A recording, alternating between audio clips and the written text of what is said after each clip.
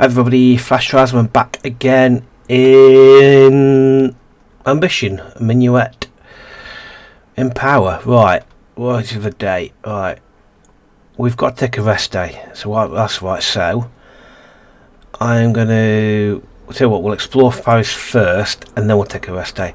I'm going to hold fire on that one. I'm going to check out one of these. Hessian Dorman, let's go with one of these. Import and export, Unwilling Confessor, Ludovicchio.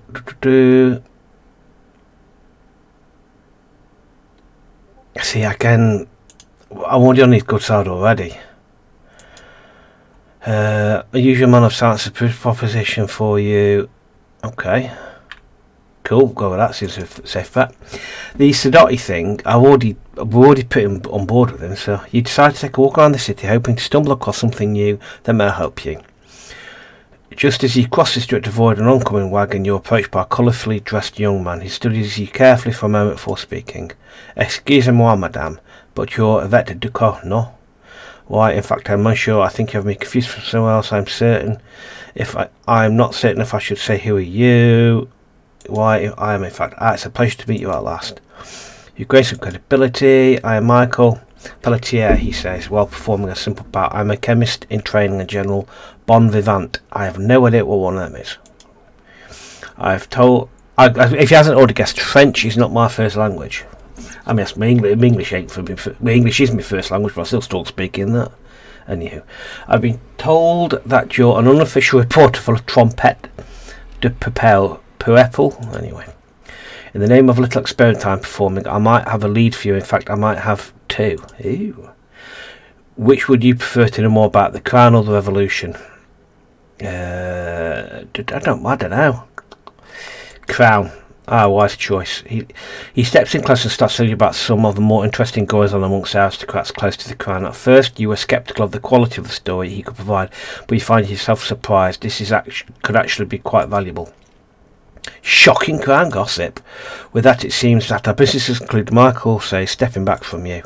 Before you can say another word, he leaves suddenly as he arrived. Your brow furrows as you consider the situation. You have gained valuable gossip, but why? What could he possibly stand to gain from giving this to you? Why, and why only one of them? With a sigh, you brush aside this swirling concerns. You have something good for Pierre. That's what matters right now.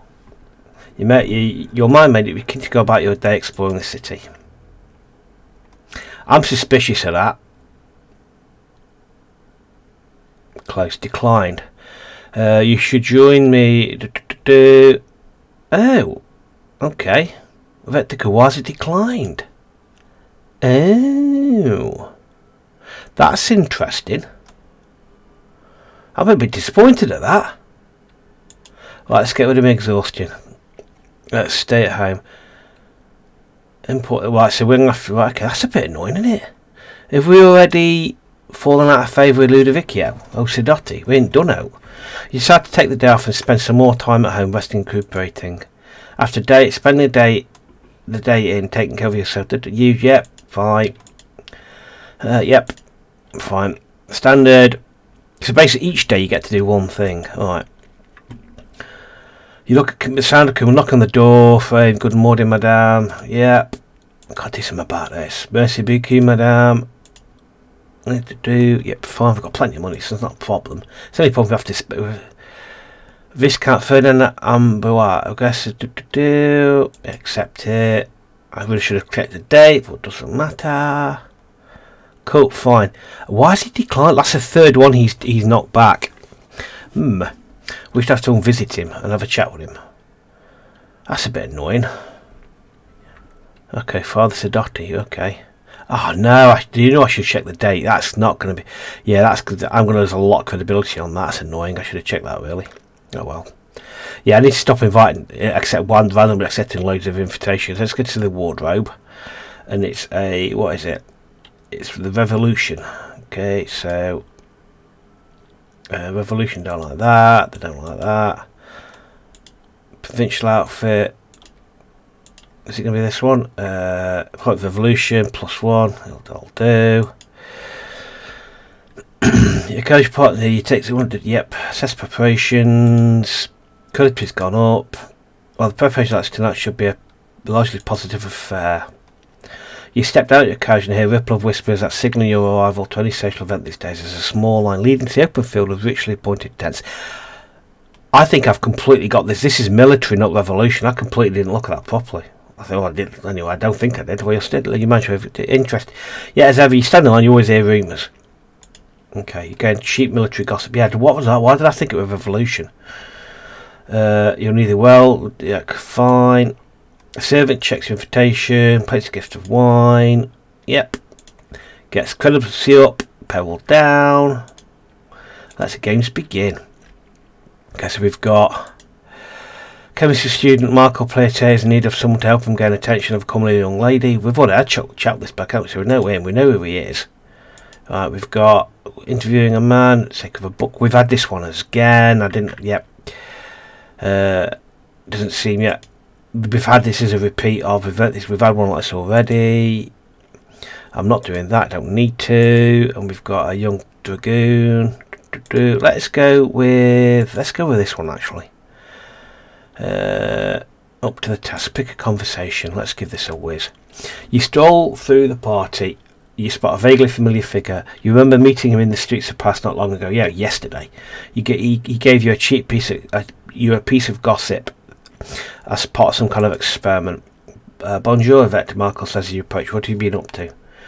I've been up to a lot. I wish it wasn't the case. I've been up to a lot, to be honest. I've never been so busy my whole life. I wish it wasn't the case.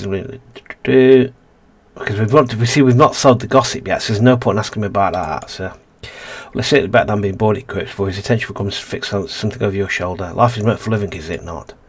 More specifically, my scientific studies have been waylaid by romantic ones. Unfortunately, the woman I've set my heart on is already courted by a jealous and tiresome fellow. It's a situation that's put me at my wit's end. In fact, I could very much use your assistance if you're willing to do so. Lead me to your problem and I shall handle the rest. Yeah, go on, let's give it a shit. Fantastic. I need you to go forth and separate the two people over there. He continues subtly indicating towards a young couple talk together in a different tent.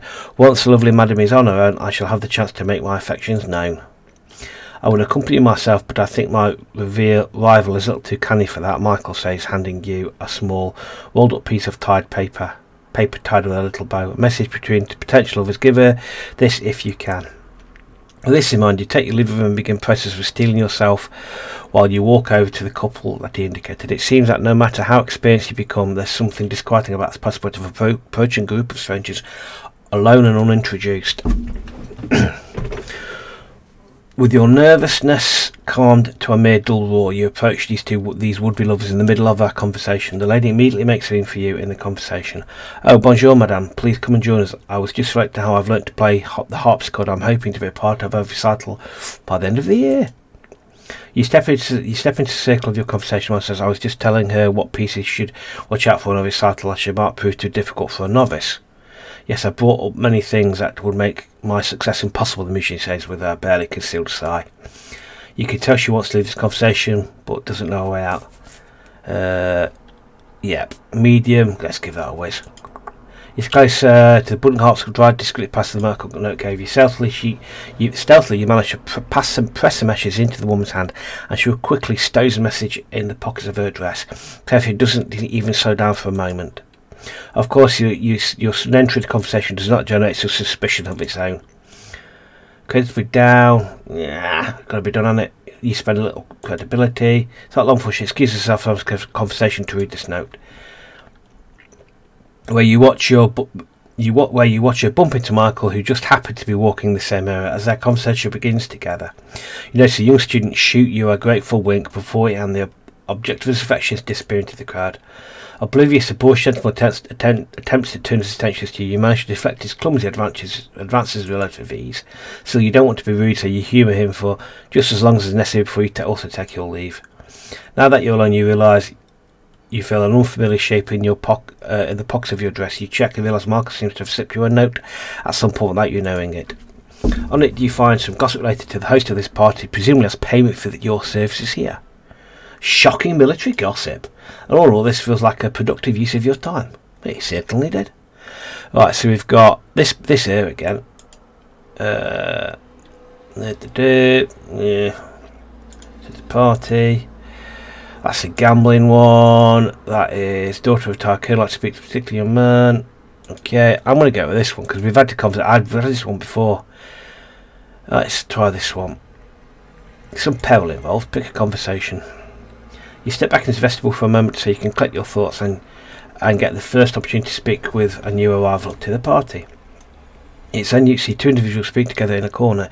In fact, the fact that they're trying to stay away from everyone else increases your interest in their conversation.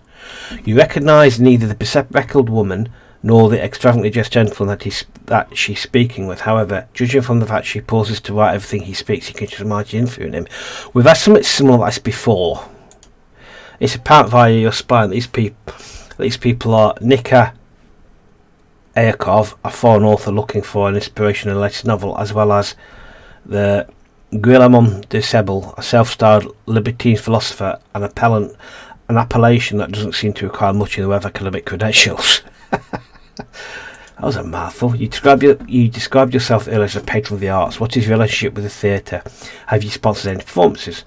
I'm no mere tight-fisted patron, good madam. I'm an inspiration, a muse, if you will. In fact, when Beau March as I apologise because I wrote The Barber of Seville, I was inspiration for Count Almaviva.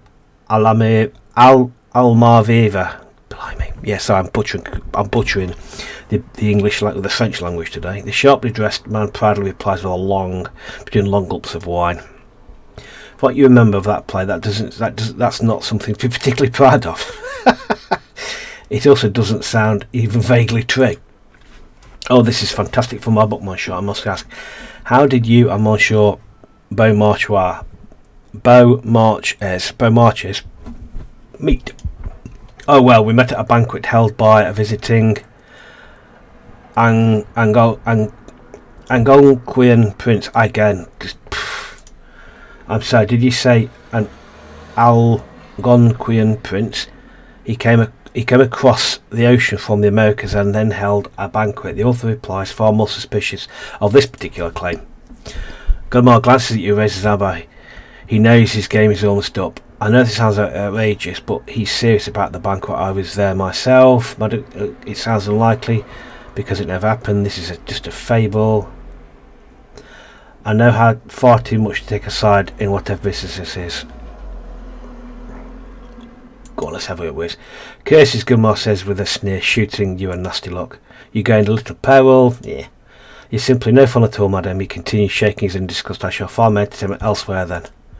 Monsieur Disabled drains his wine glass and storms over with a sour look on his face. While that might seem unpleasant, it also means that you have some decent gossip, given that you have caught a prominent figure in the bourgeoisie flagrantly lying about his accomplishments. You get a little piece of shocking bourgeoisie gossip. Ooh! After a few shocked seconds, Madame Ekov gives you a slow curtsy. Merci, madame. I know it may seem important to most, but my research for this novel is very important to me. I appreciate you care enough to stop someone filling it with outlandish falsehoods. Ooh! Happy days. With that, she leaves. You decide to examine the rest of the party. Perhaps you'll find another opportunity out there amongst the crowds. Nope. Look at that. That's a good return, that is. I'm not bothered about that at all. That was a decent return. That dress is going to have to go there. That was the result in half. 11 March 1789. Another pot. This time, what made me think I was going to Revolution? So now we're going to the wardrobe again. Last it was Revolution. We've got exhausting downfall. That's a pain in the backside, isn't it? So we've got Revolution. I've just worn my only decent Revolution dress at last party, haven't I, as well? Let's go with this one. That'll do. It's neither good nor bad, but we are going to lose credibility for that. I wore the wrong dress. I was looking completely, didn't know what I was thinking then.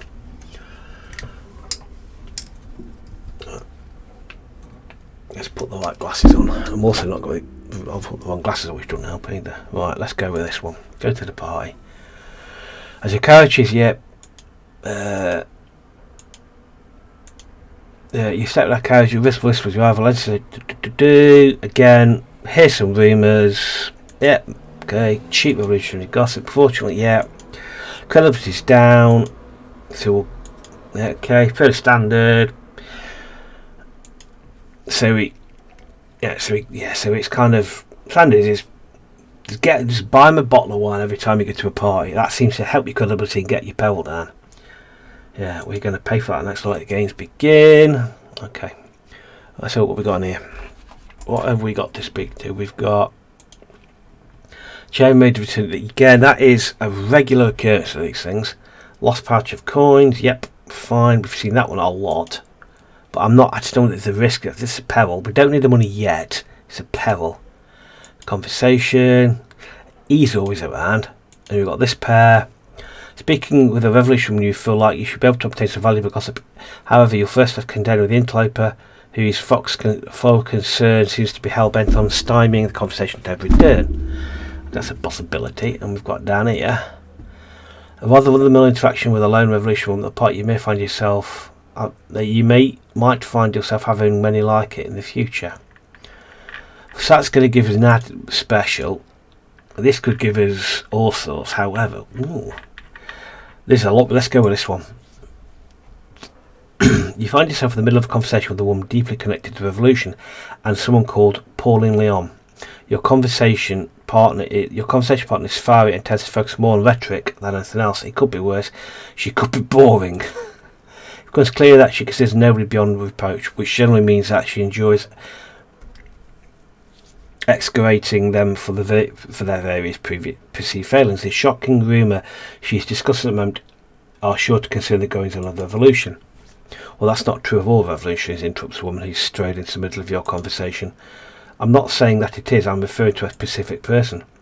If you let this go on, you'll never hear the rest of that rumour. Hold on, I think you've heard I think if you heard the rest of the story, it might become clearer. Yep. I'm sure you and I play specifically egalitarian with my personal venom. Fine, I can't wait then to see if there's any merit to this, the interloper concedes slowly.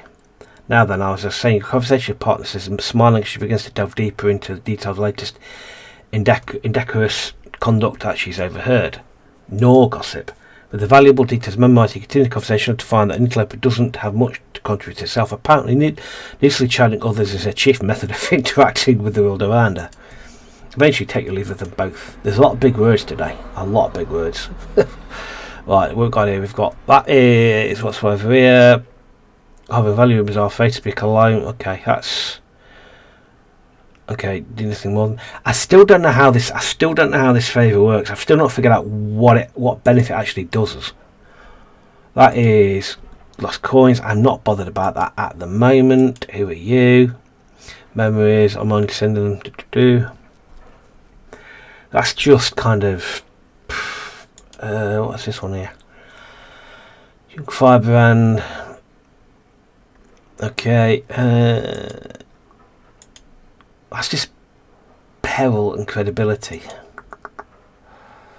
Let's do this because we've already got a lot of rumours and gossip itself. Anyway, let's go look. Let's have a bit of a internal monologue with ourselves and remember the past. Right, okay. You step away from the crowds at the party to take a moment to play on a memory you have not considered for a while flashes through your mind. You're back in your provincial hometown. It was after Amon had left the States General, but you yourself had yet to leave for Paris. Instead, you walked around in the cold, reading his letter over and over again. This particular one had been puzzling you for a while. I'm hoping this helps with the backstory and gives us some clues what we're going to do going forward as well. That's what I'm hoping anyway. In respect, his letter has been going strange for quite some time. It's much easier to notice such warm signs long after. I'm going to start that one again. But it's much easier to notice such warning signs long after the point where they would have been useful. Dwelling on such failures has never helped anyone. Warning signs like a gentleman named Charles, who accosted the two of you during your last night with Armand. Cher Yvette, my heart aches to see you with an ever-growing ardour that I'm scarcely able to control. I may be surrounded by my companions here, but without you, I feel alone. Whenever I find myself engaged with such persons other than my sponsors, I find myself exasperated. So many powerful people calmly discussing the state of the nation as if it were a tennis match, as though there are only two possible victors, yet the outcome has no real meaning. Individuals like that cannot be allowed to steer the fate of our people. If we are presented with two bad options, we must force a third. To put it simply, it feels like France is a ship hurtling towards a rocky shore and nobody's at the wheel. This awareness of imminent catastrophe is the main unifying thread that binds our little group together. Our leader is the only one who isn't worried. She works feverishly but betrays no sign of fear. I think you would like her immensely. You two share a lot in common. But of course, in the name of building coalitions, I've had to partake in the company of several extremely unpleasant individuals. It's perhaps the only reason I'm glad you're not here, as I would hate to inflict their judgmental presence upon you. Even when I'm finally travel home from this from the indeterminable dinners at their grand estates, I feel like I'm being watched. I know I've said it before, but I really wish you were here. I know there are things I'm not seeing, things that you would notice. You would notice instantly. All I can be certain is that we are racing against an unseen clock. To put it simply, the people of France are hungry, and hungry people do not remain hungry for long. Okay, reconsidering these memories in a new light is unpleasant, but also glad you feel more prepared for whatever comes next. You've lost power, worth it. Okay. I trust something good will come of this. I think the worse it gets. I'm in a den of vipers. The assessment you decide to engage with the world around you once more. The memory drifts away like a warning moments for a dream. Hopefully you can still accomplish something at this point before the night is over. Okay, so we've got more gossip. Again, another good night. Another good result. Right. We're doing so. Third party. This is going to tank out. So basically, with every level of resolution, you lose 5 credibility, which we're going to afford to do that now. So we're now at a wardrobe. So this is for the priesthood. Right. So we've got for the church. The best one is not that one. Provincial dress. Cool. We do need to start thinking about some more outfits though, because we are running out of outfits. Yep, approve, quest ability. You step down, use your story. We hear some gossip in the queue. Cheap. Yep, we're exhausted to lose credibility. Take the gift. Yep, very standard. Again, always do it because it lowers your credibility, your power, but also increases your credibility. So you can afford. It offsets the damage done to your credibility through your exhaustion. Now let the games begin. Right. Father Sadotti. Oh, we're gonna have a catch with him, aren't we? We've not had a conversation. A woman, run of the mill. You know. Okay, nothing interesting there. A couple of sections of the party seem to be brimming with gossip, secrets, yet they feel like something that they're just not telling you. Okay. Shocking gossip. Woman who's playing the most unusual game with the host. This game must be conducted in secret, also uniquely suited to your sort of talents. Okay. We're going to speak with Sadotti. We've not had a chat with this in for a while. Let's sway his opinion. I don't understand this, but let's have a conversation with him anyway, because it's been a while since we've spoken to Sadotti. You find yourself chatting with Ludovico, but he seems more weary than usual. Father, the hostess is possessed. What should I do? What should we do? Madre de Mer, I'm already a young priest, so you find me. I'm already a young priest, so find me an old priest. Oh, I'm sorry that I must have drifted. I spent 7 nights meeting with the First Estates representatives from the Estates General. The parish priests from the country want changes to benefit the people who are starving in the streets, but the bishops and deacons in the cities are all from noble families and don't want to upset the current order. They administer their churches like their own personal estates. We're supposed to be agents of the Lord, unified by mission to protect the souls of our flock, but it seems like that's too much to hope for. I wonder if that's why he's been ignoring our requests for meetings. I admit I have my own biases, but they're informed by Scripture. After all, the Lord himself said, "It is easier for a camel to go through the eye of a needle than for a rich man to enter the kingdom of God." Very profound. I understand much of the Bible system is difficult to interpret, but that part feels pretty straightforward to me. It does to me as well. Still, I've been charged with looking out for the church's best interest in my reports back to Rome. I want them to see that the time has come to stop picking sides, but I need to make sure that it's someone that already has a harmonious relationship with us. And see that one again. I want them to see that that the time has come to start picking sides, but I need to make sure that it's someone that already has a harmonious relationship with us. So this basically wants the church to stop picking a side. Ooh. Of course, whoever the Catholic Church makes overtures to will gain a little power, even if that faction's own relationship with the church doesn't actually change. Neutrality in the face of suffering is not something we can afford. God, where do we go? Oh God, I don't know. The crown brings stability, desire to help people. I don't know which way to go. I really don't. This is a tough one. After all this time, you'd think you'd be better. They'd still be receptive to supporting the crown. You're absolutely right. It says picking up the time faction is now. They've already receptive towards a plan. Cool.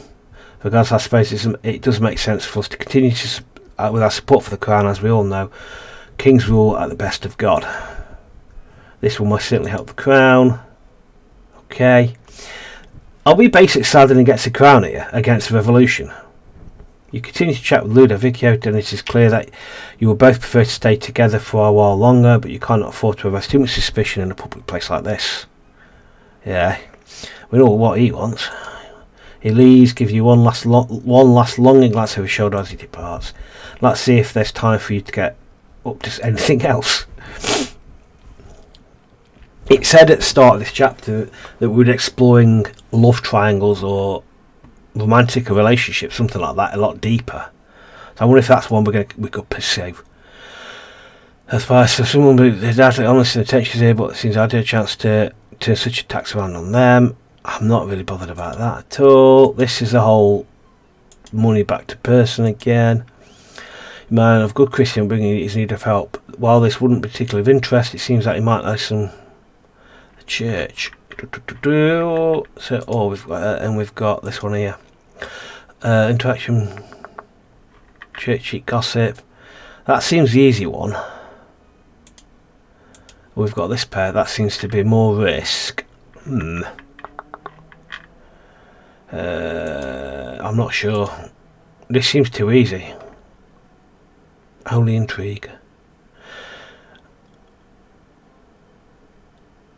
Let's go with this one. That's some reason why I don't want to go to those two. In your experience, the church parties tend to be quieter than most, and right now this one is no exception. You're unsure if it's the guests or the venue, but people simply aren't talking as much as you'd hoped.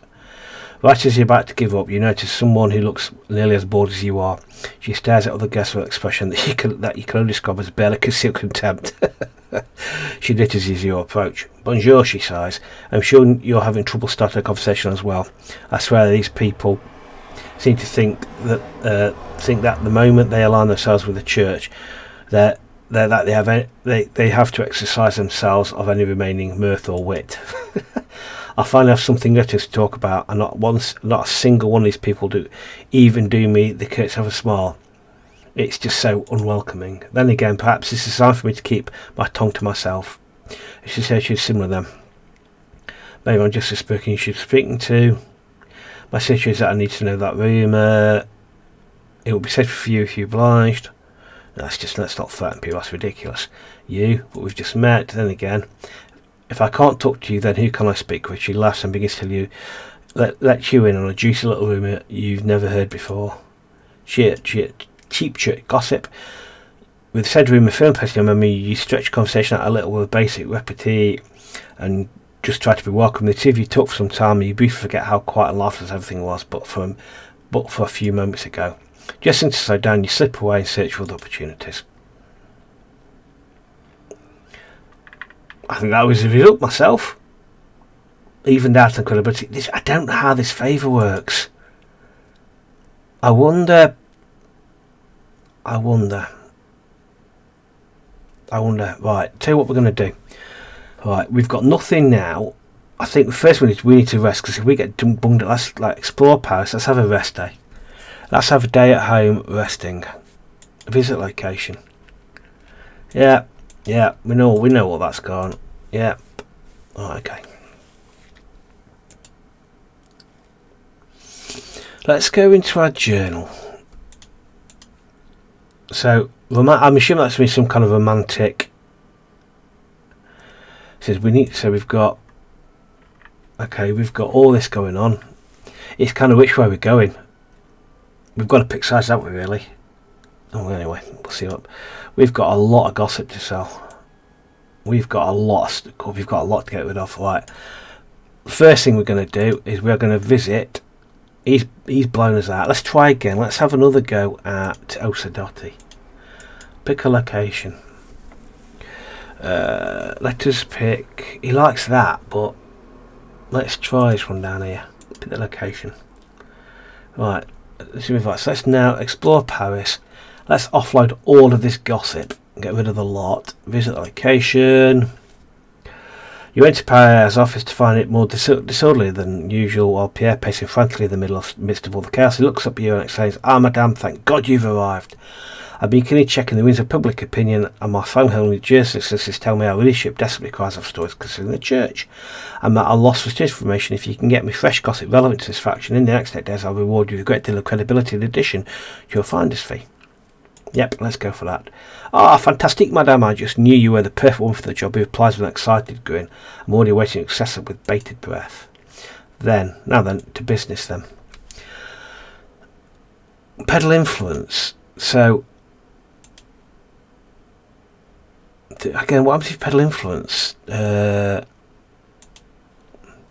stick goes here. It's for free Mexican read out how you'd like me to present to normal readers. Push the military towards the crown slightly. Ooh. Okay, well, that's interesting. Let's sell this. I want the money. 1 in 20. Okay. Tips of the good gossip. 1 in 10. That's fine. Church gossip. 1 in 4 chance the public finds out. Thank you, madam. This is excellent, salacious trash art. Extreme readers require. I'll take care. I really should have read that what that was first before I kind of. Silent accused cinema criminals. Let's sell that. 1 in 3. That's a massive risk, but I'm willing to take it. 1 in 2. Let's not. Let's just peddle influence. Actually, let's not. Let's keep hold of that because that's shocking crime gossip. 1 in 2 chance I'll find that's me. You're following sources of grain. 1 in 2 chances. Let's try to take a risk. Okay, sell gossip. Just changes how the army pays its wages. A new scheme, a necessary form, or a way to pay the troops even less. Sell the gossip. There should be 2 in 3 chance public finds out.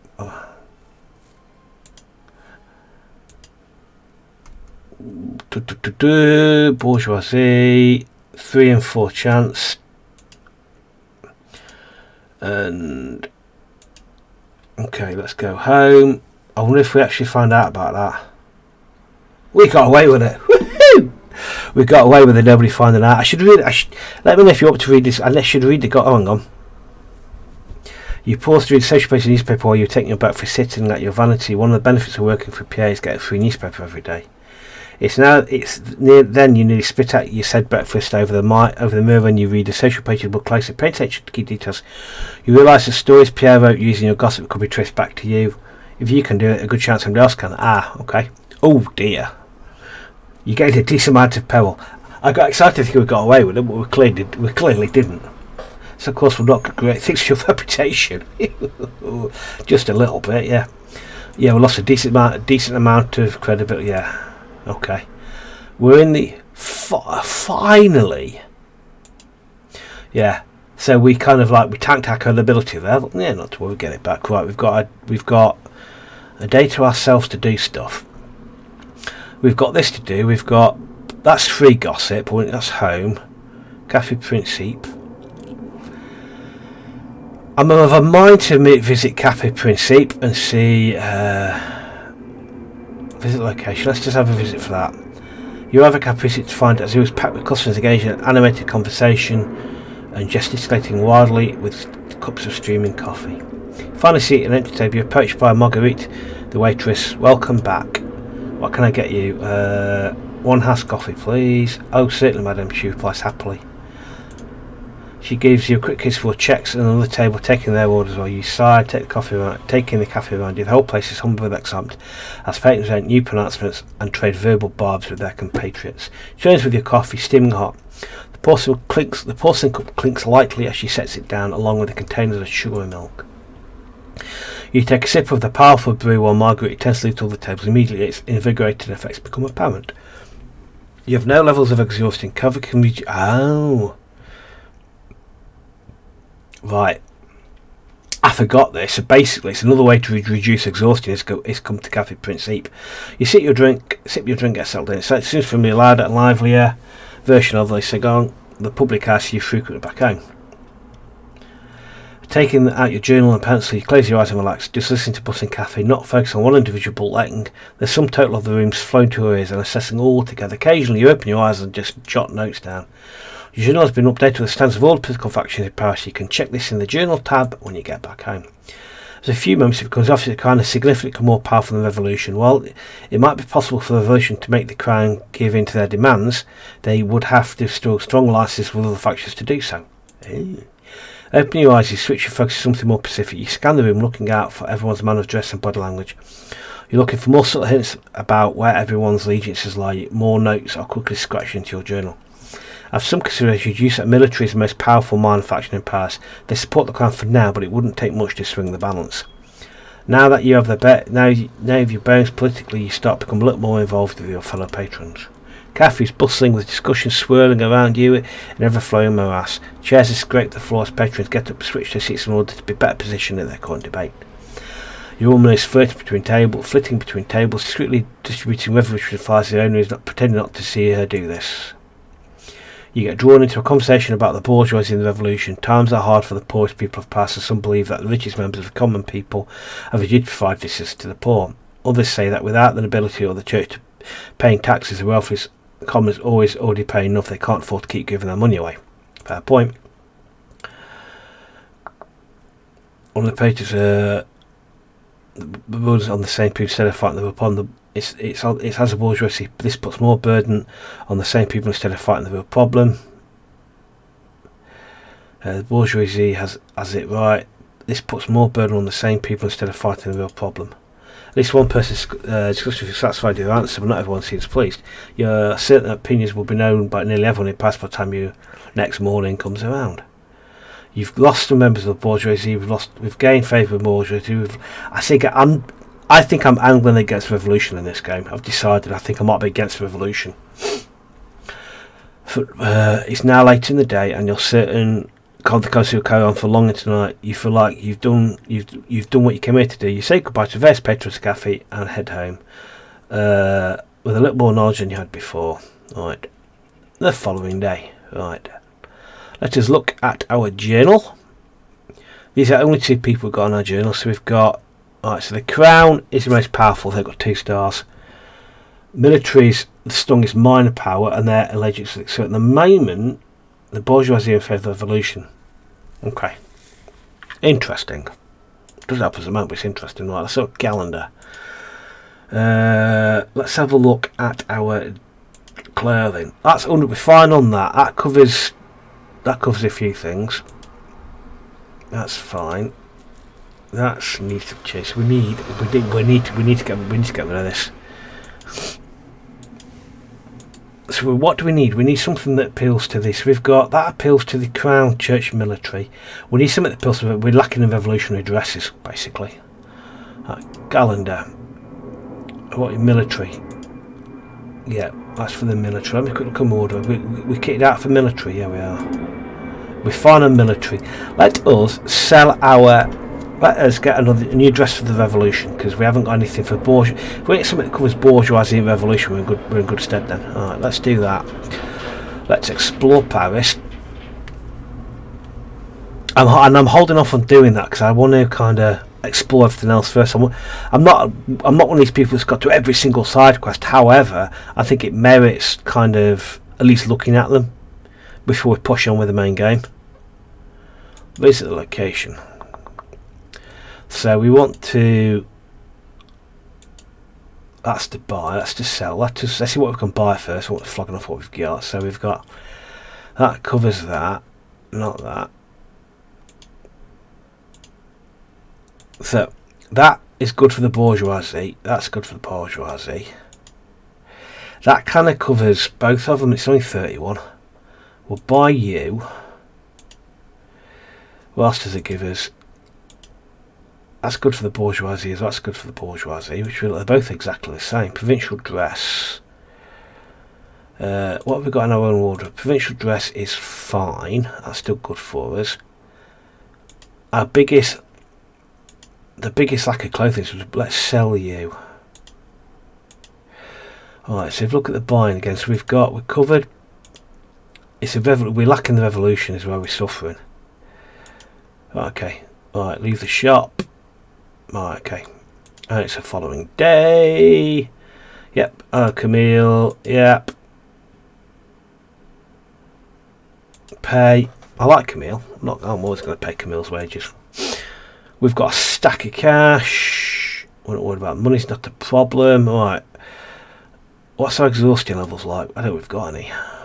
Cool. We've got. Alright, so. Coffee run.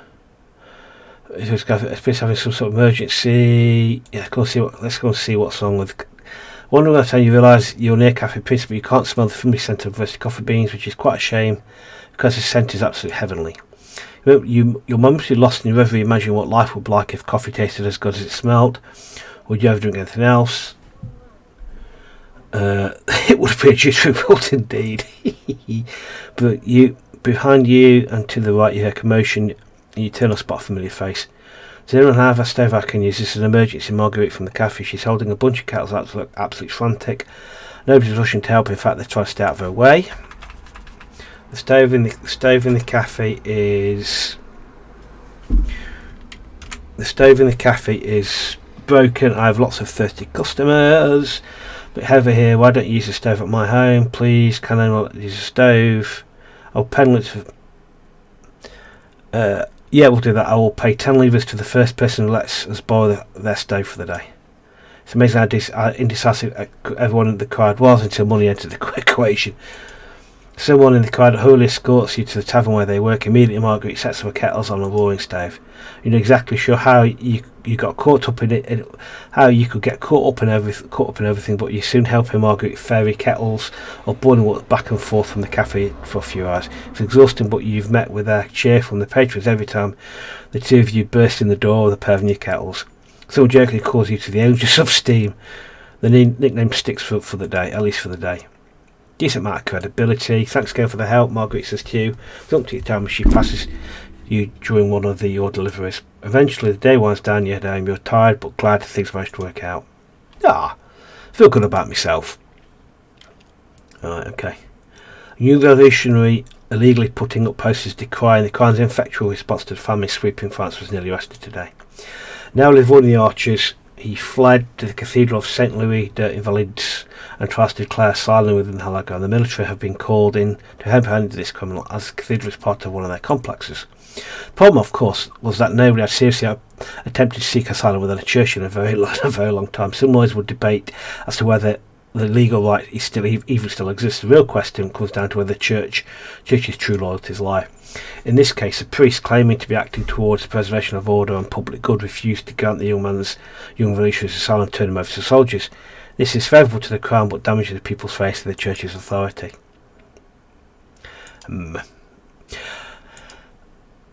I'm trying to work out what to do here.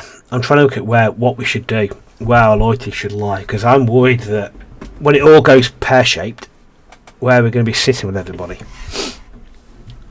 But anyway, we shall keep going. Okay, let's just do this and call it a day. Alright, we want military party.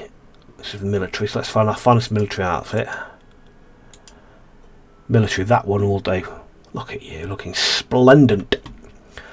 Yep, assess preparations. Yep, improve the outfit significantly. Professional assist, there's after taking. As usual, gossip in the. Yep, cool. Again, standard fare. Oh, kind of look at that! Wow. We need to get rid of that though. But anyway, let the games begin. Let's see what we've got. We've got your opponent is playing Missions game with highest. This game is in secret. I'm not sure I want to do that. Well, okay. Yeah, but a lot of these kind of conversations come up again and again and again. Well, kind of you get some kind of, I suppose it's thrown where you get the same kind of portraits for people. She looks like, again, so it's difficult not to kind of... Who's playing the... Let's give this a whiz, because I'm intrigued. Well, you'll take a moment to compose yourself in the vestibule. You notice someone approaching you. Judging by she's glancing on the part, she looks like she searches for something. You can remember now I'm playing a game of someone has placed a small pewter statue of a dragon here, and I'm able to find it. It actually is form, but you can't place it somewhere to the east. This is the journalist woman we met at last party. Come on, Yvette, get with it. Have you managed to see anything like that? I haven't seen it yet, but it sounds like the hunt is on. Yes, she agrees with a twinkle of the eye. You gain some credibility. I must admit, I'm quite a little frustrated with this stage of the game. Hunting for the dragon statue, I see it through, but the rough one is stealing it. I can think of nothing more intriguing. Let's work together, shall we? I'm going to write my first novel. It's a tale of courtly intrigue and skullduggery. All you can do in response to the statement is stare back at her blankly. It takes every ounce of your will just not to portray how familiar you are with such things.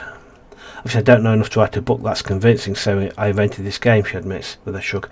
While I'm visiting friends in Paris, I gift them things and then try to steal them back.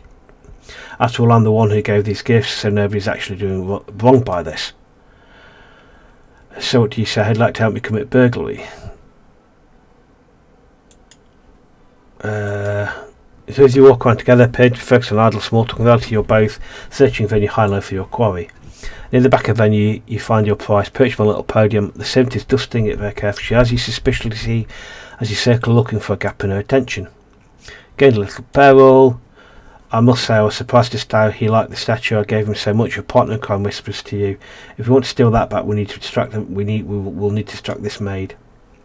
Can I help you two, madam? The maid asked politely but suspiciously. Well, in fact, you can. There's been a terrible service. Can you clean it up? How about I help you 10 leaves for your quick walk? Let's just do that. I could be persuaded to take a quick walk. The madam replies with a greedy smile, quietly placing the offering coins in her waist pocket. Easy enough. The maid always away from both of you. The general looks to the vestibule, leaving the two of you to your quarry. That was amazing. You managed to get rid of her so naturally. I'll have to write all of this down. Your erstwhile companion hisses to you excitedly while she secretes a prize statue amongst her waist pockets under the folds of her skirt. You manage to reply with a perfectly enigmatic smile. Oh, by the way, I heard some of the other older guests that you're a woman who trades in gossip, and remembers last night I heard something that you might be interested in. She used to relate to you some interesting gossip about bourgeoisie. You can't help but cock an eyebrow at some of the fine details of gossip. If true, this might make quite a story for Pierre. Shocking bourgeoisie gossip. Well, it seems our game is over. Hopefully, I'll see you going right turn to before I return to St. Petersburg. Fortunately, you see yourself wondering what you'll be able to do at this party that was more fun than that. If nothing else, you're looking forward to finding out. Right, so we've got daughter of retired colonel. Okay. We've got parent discussing yet another scandal of the military. Okay, we've got sister artilleryman over his barracks and some more. Okay. Right, some more gossip. You're approached by one wearing a green emerald around her neck. It's something about her feels so wholly too familiar. It's because she seems to know more about your past. Let's have this conversation, because we don't need money safe. We're not out for money so far. With a sigh of relief, you start to feel the breeze to pick up. It's gotten so hot you feel like you're going to pass out. You're obviously certain you already start to sweat through your makeup.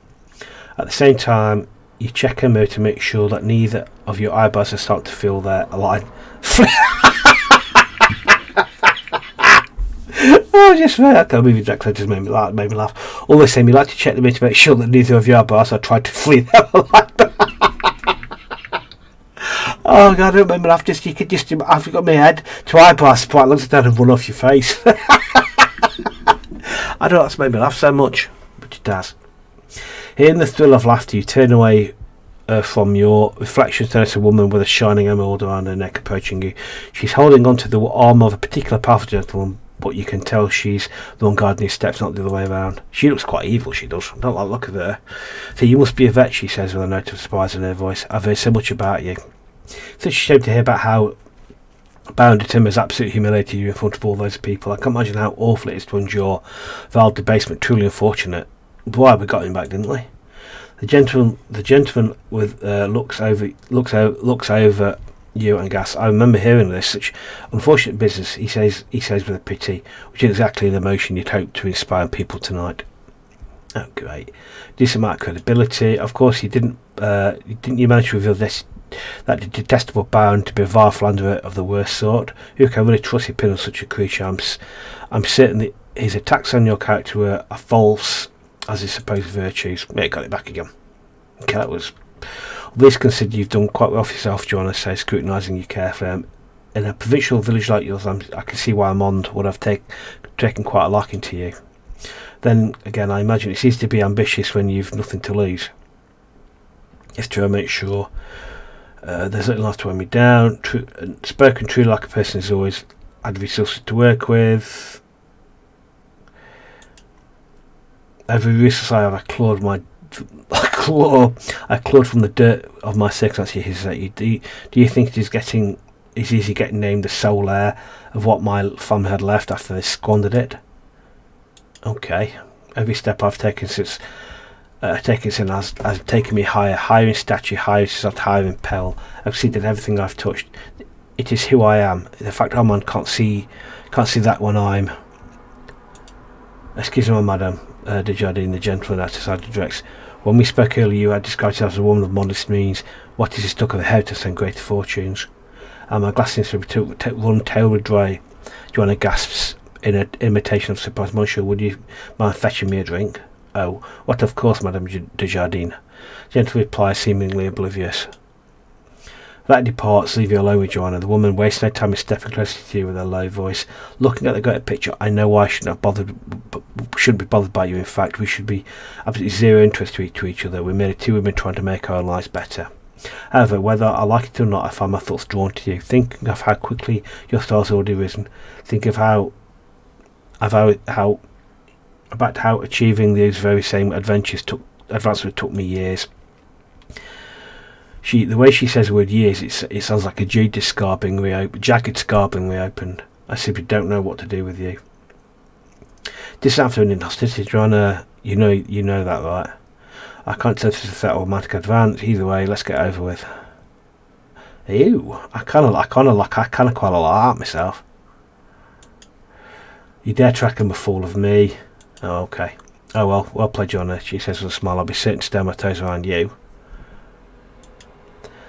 I should be get going. My date is yet to return with my drink, and he still needs to be convinced that he should be donating money to a further political club's benefit activities.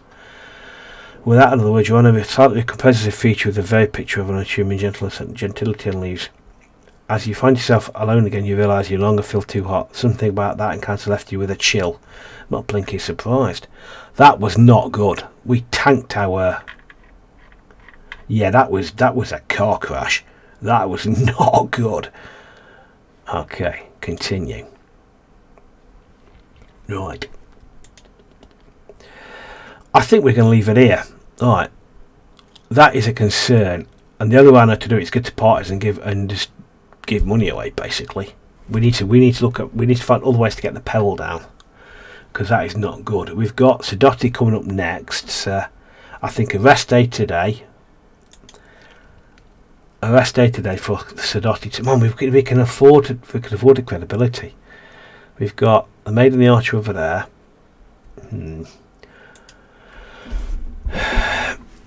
I'm tempted to look at this. I'm tempted to have a look at this. Anyway, that's all for next time. Thanks very much for watching. I hope you enjoyed that. Let me know about credibility. I know how to get rid of. Let me come off this a second. Come on a minute.